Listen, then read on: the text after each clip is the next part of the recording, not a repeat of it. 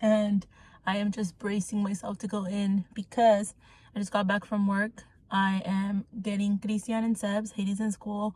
I look horrible. I swear I'm gonna do my makeup or something in one of these videos. I've been looking a hot mess recently, but I've been sick. So Christian has a runny nose, a little bit of a cough left. It kind of flared up again.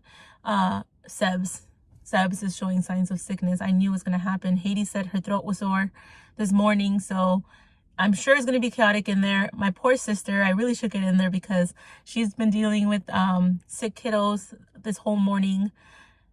I just need a minute to brace myself because when I tell you it's chaotic, like Christian will sometimes get leg pain, start crying, the dog will be barking, Sebs will want me, so I'm ready. I'm ready for this. Hello! I got a doggo.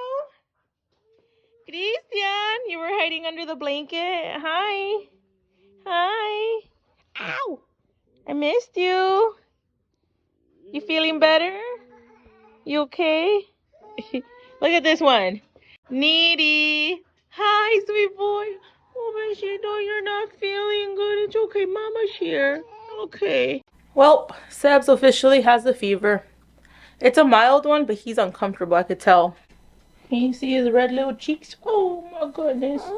Katie's chilling with him for a little bit. All right, so the plan for today was not to just be sitting like couch potatoes, but I have two sick kiddos, and this one just is clinging on, and anytime he falls asleep and I try to put him down, he just starts crying, so he's gonna have to chill with me, but it's okay, okay. So Christian is sleeping. I just finished the course that I talked about yesterday, and I was gonna try to do some activities with him, but he's not up to it still. He's still not 100%.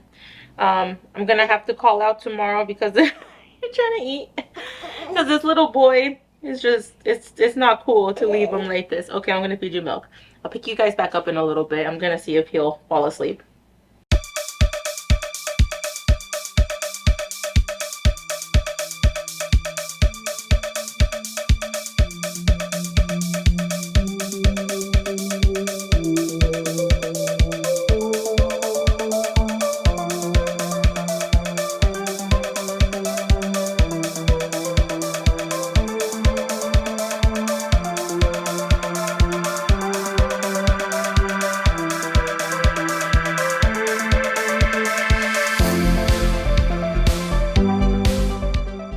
For today's video, I want to finish it off with a little sit down, and I want to kind of piggyback off of the last video.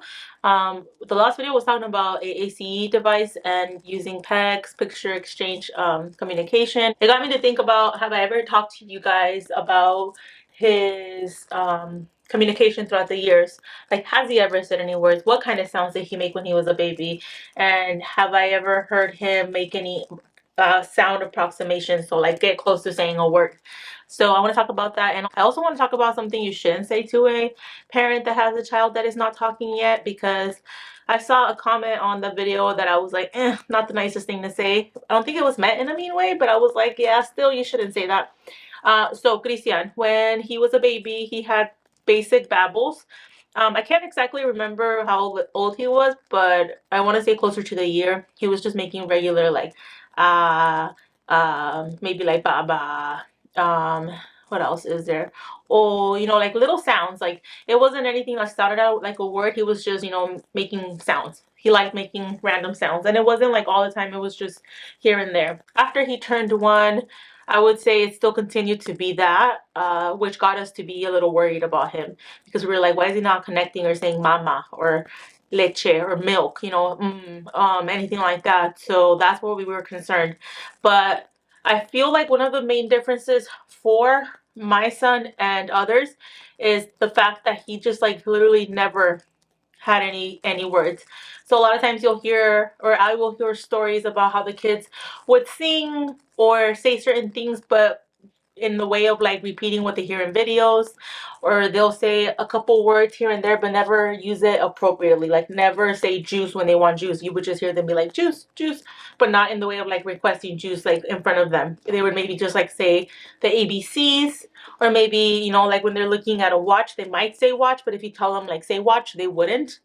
Things like that I've heard other parents say, but Christian never did that. So that's where I find it a little bit different. Like, he never hummed along with the song. He never had random words. He never said the ABCs. It was literally, he just babbled, and that's all I remember him doing. So I think there's a big difference between the babbling stage and the, you know, repeating words that they hear, even if it's not functionally. But for kids like Christian, I think it's a little bit harder, and I think there might be more underlying issues. I feel like with Christian, he was never diagnosed, but I feel like there's something with apraxia going on, because speech, ABA, OT, myself, all of us, his pre-K teacher, we've all tried to push vocal sounds, vocal imitation, and we just never could. You know, he's been through many different speech therapists. He's been through different occupational therapists. He's been through different RBTs, and none of them have been able to consistently even get him to open his mouth. Like, you know, like say, ah, oh, or stick out your tongue. All of those gross motor imitations, he's just never been able to do. And that's, if he can't even open his mouth to imitate like the movement, how's he gonna, you know, imitate the sound? So especially like if we were like saying, like he couldn't do that. What's another one? Oh, you know, I remember when we started speech and they were doing that, I felt very hopeful that at one point he might do it. And then throughout the years, as other new therapists would come in and try the same thing, I'd be like, yeah, it's not gonna happen. And now I know that it's very challenging for him, so it's not something that we focus on, you know, very, very strongly, because I don't want to say it's a waste of time, but I'd rather teach him a different way to communicate that is going to happen in the now.